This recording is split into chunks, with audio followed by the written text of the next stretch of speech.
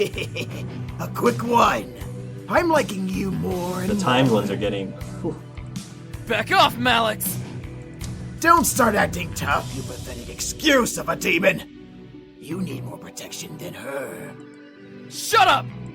Oh, did I make little Matthew cry? Why don't you just grow a pair? Oh boy. Enough, Malix. The woman, who had been standing in silence the whole time, planted a firm hand on Malix's shoulder. Malix looked back at her with a growl and a glare that could kill. Since when did you get the guts to speak out of place? We both know you've never controlled me. I want them dead just like you do. But now's not the time. Fuck off! I know what I'm doing. Do you? Even if you did fight them, there's 5 against 2. We'd never win. Hello? 6 against 2? 6? 6 against 2, Missy. Shut up! Let's go, Malix! We're wasting our time! The two growled at each other. If they could have used their magic, I could sense that fire would glow from under their teeth. Malix grunted and glared at the boys. She pointed at James, wanting so badly to use his fingers like a knife. Just wait, pretty boys. We'll get you and fuck you up real good. Yeah, guys. Whatever, Malix. Then Malix turned to me, moving his finger to point directly between my eyes. And don't think you're safe. Step outside. I dare you.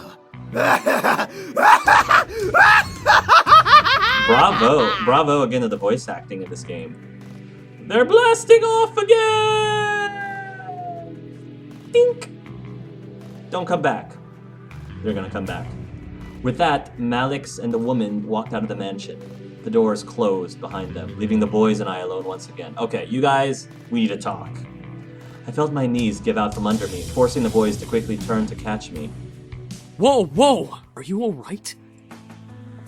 Yeah, why was he here? He's been closely tracking us. Our blood trail from the forest must have led him here. Great. We should have stopped him and finished it here. For once, Matthew, I agree with you. I stood up and rubbed my arms, feeling the goosebumps Malix left behind on me. I couldn't stop myself from shivering in fear of his words. Malix, was he a demon? Yeah, Harkura, yeah. That son of a bitch is not a demon. He's a Oh, devil. devils and demons. Devils and demons, they don't really tend to like each other in a lot of mythology. A devil? There's a difference? Well, yeah, there definitely is. Especially in, like, Dungeons and Dragons, for example. Yes, demons come from a different plane of existence called the abyssal plane. Right. Devils, however, come from one of the 7 circles of a place humans know as hell. Mm-hmm. Despite us not being human, we are very different creatures. Right, the abyssal planes and hell are different things. So this is a lot like Dungeons and Dragons, like D&D lore. We actually have brains, for one. Devils always like to cause trouble and try to kill or torture others for their own enjoyment. Demons, like us, know when to use our powers and when not to. We're not stupid. Fair enough.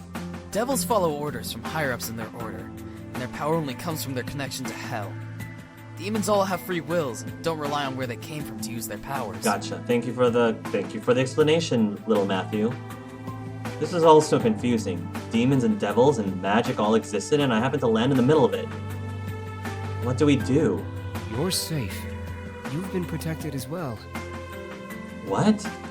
What Damien's saying is that the magic that protects this place also protects you. Your grandfather must have cast it when you last saw him or something of that nature.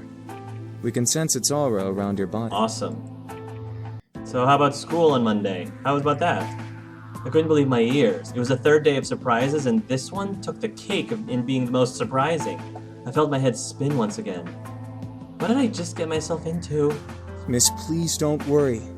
We'll find a way to train ourselves and become stronger to finally finish this feud. I'm gonna kick his ass I'm right really now. enjoying this story, guys. This is really cool. This is really interesting and really fascinating. I'm loving this. I'm eating this up. Wow. Until then, we'll protect you as much as we can. If Malix comes back, we'll be here for And you. I really love this cast because even though I clearly I'm partial to specific out of the 5, I'm partial to specific guys. I still care about all of them. I've started getting attached to all 5 of them, and I care about their well-being, even Sam. Because when Sam got shot, I was like, I don't want Sam to die. Like, he's a punk and he's a jerk face and he's rude as anything, but deep down inside, I know he's not such a terrible, evil guy.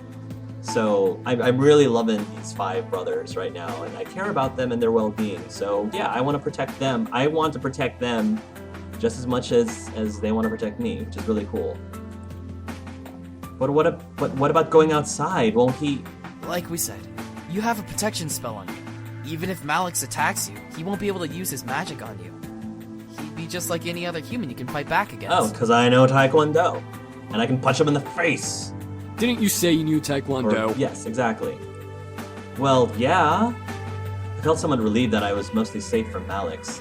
Still, I could not help but feel very nervous and apprehensive about the future. The boys were safe here to train and become stronger, but what if Malix did the same? Even more so, I was lost about how my grandfather knew about magic. I had to find out. At least I had time. This is why our dad didn't approve of his dad, because he believed his dad did like witchcraft, and he is like, rah, rah, witchcraft, boo. I went to bed that night feeling nervous. Despite the words of the incubi, I felt like a target to something I'd never be able to explain or prove. Magic? Devils? Demons? How did this all even happen? Should I really meddle with the situation?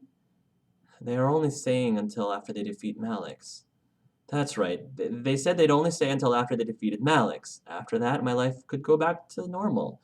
Temporary insanity, as Kay would say. The question was, then, would I want them to leave? If my life went back to normal, then I'd have to care for the house all on my own. I'd get to focus on my life instead of being distracted by the boys. I'd have to. My life. Where was my life going anyway? I was under pressure from my parents with only my friends and the boys to comfort me. Without the boys, I'd now have to hide from my responsibilities. I'm liking how this story, there's a lot of elements to it. It's not really clear-cut and straightforward, which I really like. There's different things going on in my life between, the stuff with my dad and then, dealing with my inheritance and then the boys and all that good stuff. It's pretty cool. I like how this game is not just a dating sim. There's actually it's really, in my opinion, a really well-designed story behind it, and it's just really cool. Just joining in the ride. Again, it would be great if there were more decisions to this game, but still, I'm enjoying the story. Enough. Let's just sleep and deal with tomorrow when it comes. Defeating my sense of thought, I forced myself to sleep, unsure of what tomorrow had planned for me. Hopefully, whatever the future had for me, I would be ready for it. I promise to be with you forever. Who's that? You're so important to me. Are those your friends? Is that Naomi and Suzu? I swear I'll give my life to you. That sounds like Eric. Please, let me love you. Oh, I can't pick the voices out. I'll be by your side, always. I can't imagine living without you. That's Matthew. I want to be with you. I think that's Damien. I love you. Whoa, who said that? Was that James? Who said that? I slowly opened my eyes, letting the voices of my dream echo in my head and force me awake. I rubbed my eyes before sitting up and looking at my clock. 7 a.m. Why am I up so early? I fell back onto the bed and closed my eyes, trying to get back to sleep. However, something kept me awake. Why? It's too early to even be alive. I gave up and sat up, staring at the fireplace across from my bed. A sigh escaped from between my lips before I threw my legs over the side of the bed. What to do at 7 a.m. in the morning? Explore the house, work on homework, make some coffee. Let's explore the house. I mean, I might as well, right? I decided it was a good idea to wander around the house, maybe get to the bottom of my grandfather. I'm kind of curious to find out if there's any signs of his magicry in here. I decided it was a good idea to wander around the house. I never really explored it much as a child, so there were bound to be new surprises. Well, come on, feet, let's go on an adventure. I stood and exited my room, hoping that the boys were still asleep. I began to wander the halls on my end of the house, opening each door to find what room each door led to. Quickly, I found an old office. A desk and chair sat by the far side as a large bookshelf of documents and memorabilia adorned its nooks and crannies. There were a couple of pictures of me growing up peeking from the shelf as I walked further into the room. I don't believe I've been here before. I tried to recall memories of ever seeing this room, coming up with nothing as a result. This room was new to me. Did I want to disturb the furniture? Ooh, maybe this is like a secret like mage lab or something. Maybe like the bookcase will open up and we'll find his own private secret mage tower thing. I'm curious. I gently opened the shelves and any drawers I saw in the room, and a couple of them were books and even sewing kits. I assumed they were used for my grandfather's toys, so I left them alone. One drawer, however, was locked, no matter how many times I pulled. If it's locked, honey, like, no matter how many times you pull it, it's still gonna be locked. Urgh, come on, open! Nothing. It would not budge. The drawer beside it, though, did, revealing a laptop. Why is there a laptop in a drawer? I lifted it from the drawer and carried it over to the desk and chair, opening it. It was a high-tech laptop with a retina scanner as a pass lock. I was not sure whether or not to try to unlock it or not. Might as well try. I mean, what's the worst? I mean, the worst thing that could happen is it just doesn't open. Whoa. I decided to try. Turn on the computer and I leaned my face near the retina scanner, lining the camera up with my eye. To my surprise, I heard a ping come from the computer before the screen opened to a desktop. Huh, look at that. How did my grandpa get my retina scan? When did he do that? On the desktop were documents and folders labeled with different aspects of the Anderson Company. Taxes, profits, bylaws, products. The list went on, and if I really did want to become the CEO of the Anderson Toys Company, I had everything about it at my fingertips. Dad would sure be impressed. One icon, however, stood from the rest. Virago? I double-clicked the icon, but no window came up. Instead, I heard a large click from the drawer that was locked. What the? I slowly left my seat and walked over to the drawer, attempting to open it again. It slid open smoothly in the direction of my pulling hand, revealing 2 books. One was a plain black journal with a tie to keep it closed. The other was bound in leather with cryptic symbols all over the cover. Ooh, it's his magic book. It's the Book of Shadows. I took out the journal and skimmed through it, seeing my grandfather's notes. They were all detailed explanations and opinions on his findings on demon magic. He really did know about magic. I sat down at the desk and read through the... See, I knew we would find out something about our grandpa if I decided to do exploring. I sat down at the desk and read through the journal further, finding drawings and sketches of symbols and magic circles, each with their own different meaning and effects. It was all fascinating. There was even a page of important spells to know. I read through them, trying to memorize them into my head. I don't know what came over me, but I started to feel more energetic and more powerful simply reading my grandfather's notes. You're a wizard, Harkura. I was suddenly aware of the energy that surrounded my body and the power that was around the house. The more I read, the more powerful I became.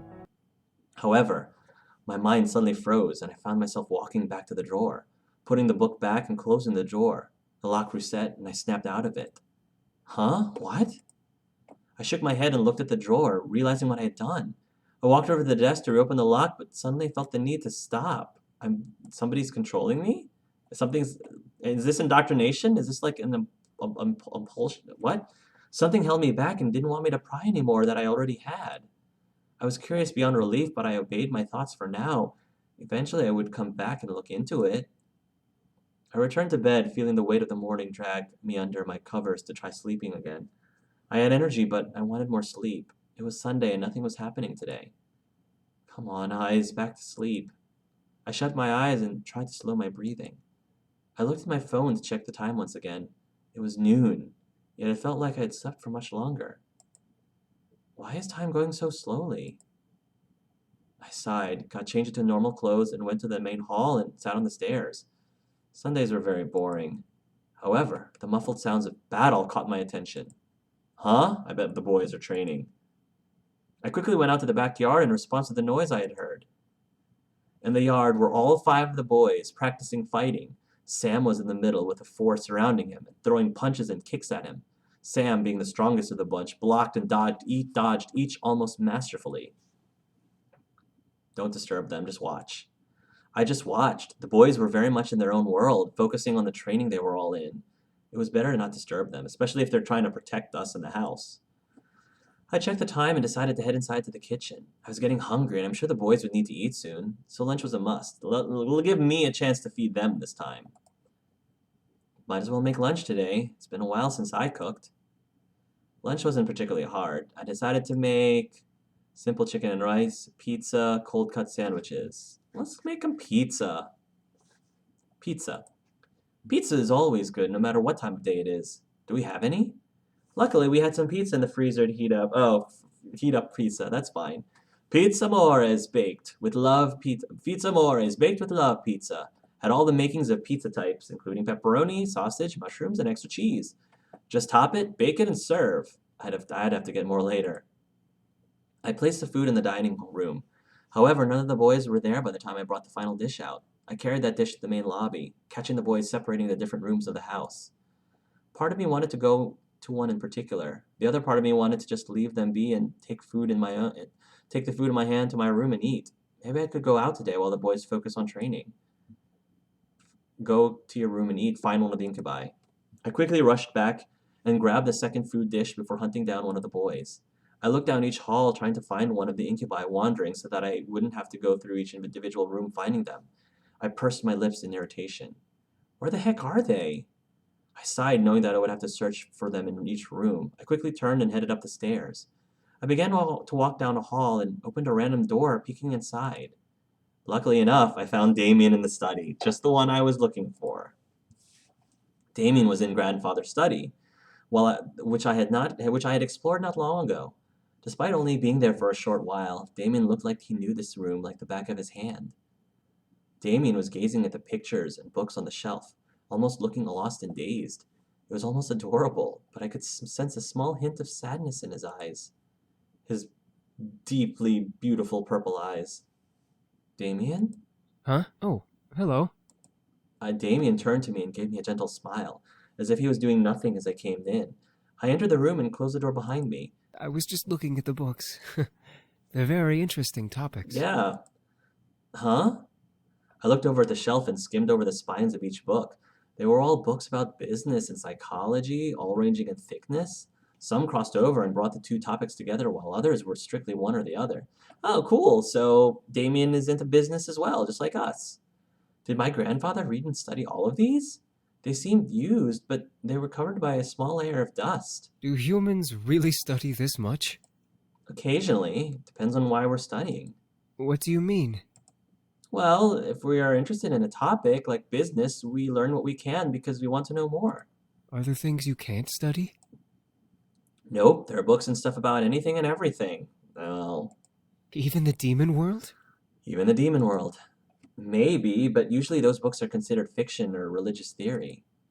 It was almost cute to talk about learning with Damien. Damien is cute.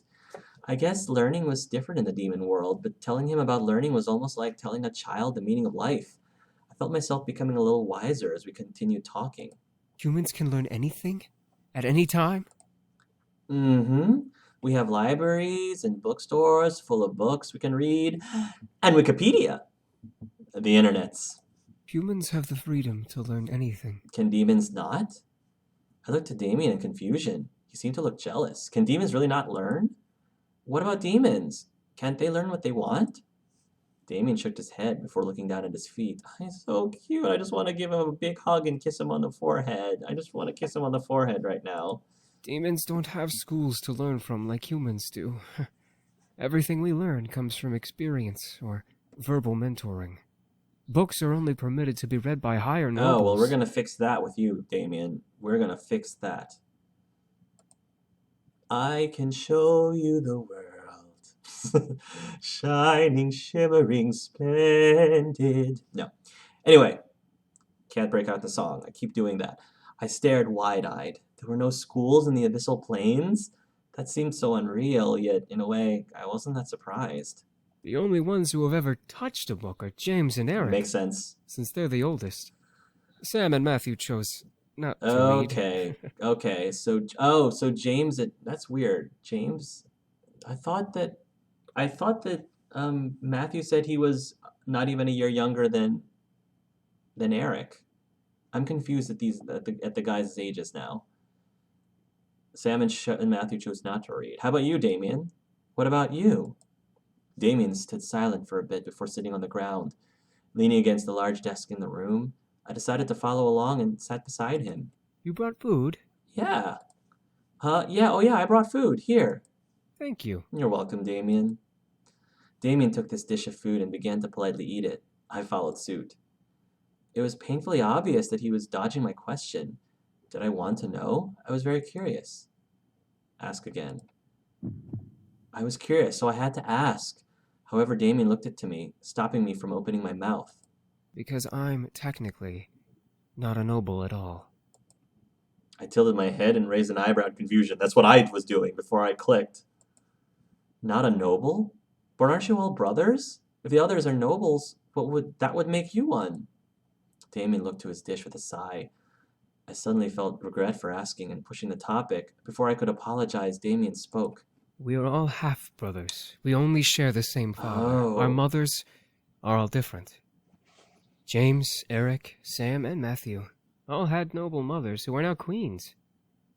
My mother was not a noble, and is not a queen. Oh, Damien, you're so adorable. You're so vulnerable. That's what I love about this guy. Oh, Damien, I love this guy. He's so great. He's so great. I love his backstory. So yeah, they have different parents. So that's why. That's why it's possible for Matthew to be only like a little more than a year younger than Eric, even though Eric's the second oldest, because they all got, wow, their dad was busy. Their dad was busy if all of them are relatively the same age. I could see sadness in Damien's eyes. I bit my lip. I shouldn't have pushed the issue. I'm sorry. I'm sorry. Damien shook his head, snapping out of his thoughts, and smiled at me. For what? You didn't know, and were curious. It was only appropriate to answer. Still, it was rude of me to pry like that. I'm sorry. I didn't know what to say. Damien only smiled lightly at me before continuing to eat. As he ate, my mind began to wander to the abyssal plains. What was it like? What did it look like? Was their castle big? How many servants did they have? My thoughts were halted by Damien chuckling, most likely at my thoughts. I turned red in embarrassment. Sorry. You keep saying sorry when you don't need to. It's kind of cute. You're kind of cute, Damien. You're kind of cute. I pursed my lips, but couldn't stop a blush from running across my face. This is going nowhere. I went back to eating in futility, earning another chuckle from Damien.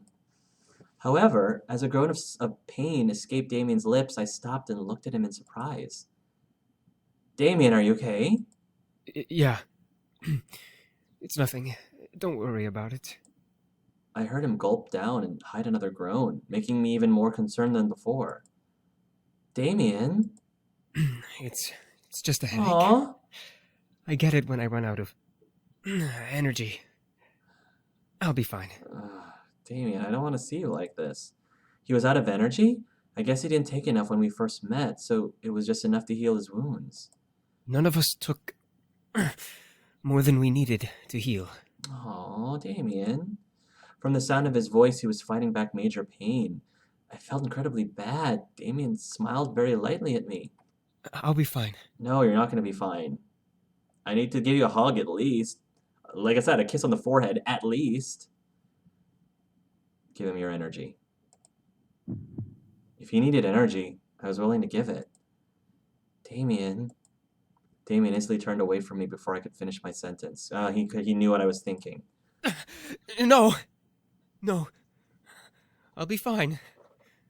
I'm used to this. He's so selfless. Oh, Damien. Damien, I heart you so much. He's so selfless. This is great. I'm really enjoying this because you really get a chance to develop your relationship with these characters. I'm very, and one thing I really like, unlike Hatoful Boyfriend for me was like really slim pickings. Like none of the dates, with the exception of Ryoga, I was really all that interested in exploring their stories or exploring their romances. It wasn't really, a lot of people were telling me in a Hatoful Boyfriend that there's more content to be had if I replay the game again and go through all of the other pigeon stories, but the thing is, I wasn't interested. I wasn't really interested in. I didn't feel interested in exploring any of the other birds' stories other than Ryoga's. So, yeah, I mean, there could have been extra stuff, but I just didn't. I wasn't interested. Whereas with this one, I would totally seriously consider, playing through and checking out like Matthew's progress or James's progress. I mean, all of them actually. I want to check out all of them, all of the guys. Alec, Eric's, and even Sam. I think there's got to be something to Sam. I bet Sam does have a pretty awesome backstory because he's so volatile and can be so off-putting. The writers had to have given him something to make him a little bit more lovable.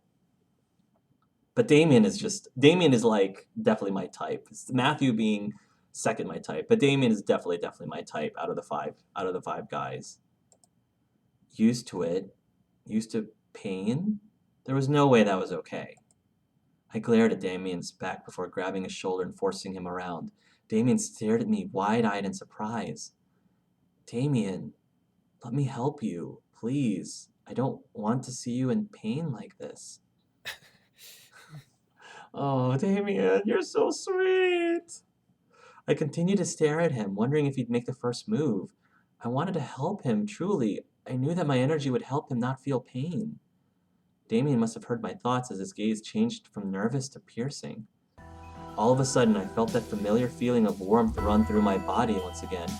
I felt my body slightly heat up as Damien wrapped an arm around my body and pulled my body tightly to his. Damien grew a lustful gaze before speaking, bringing a hand up to cup the back of my neck. Thank you. Aww. See, this is sweet, because I offered. It wasn't like forced on me like Sam. It wasn't a, twisty way to kiss me. I offered. I offered to give him some of my energy, and we kissed, and oh, it's so sweet. This is sweet. This is what I wanted out of this. Damien's so cute. Before I knew it, Damien pulled me into a gentle but passionate kiss. Heat erupted through my body as his kiss slowly and almost timidly got deeper. Damien kept an arm around my waist while I rested my hands on his chest. The energy from my body was slowly draining in the kiss, making me feel light and warm. It was almost pitiful how comfortable and how willing I was in the situation. Still, I held no regrets. I was enjoying every bit of this kiss. Damien was a wild card. I didn't really know what to expect from him, and his kiss was no exception. Damien wasn't forceful, but his kiss was deep and passionate, and it felt almost magical. It was how I imagined the first kiss to be like, except with energy drain. Soon, though, the energy drain stopped, and Damien gently pulled his face away to end the kiss. I stared up at him as we both panted for air. I had never kissed like that before, and I was so lost in the moment that I'd forgotten how to breathe. Damien moved a strand of hair from my face to behind my ears, eyes still full of desire. I'm okay now. But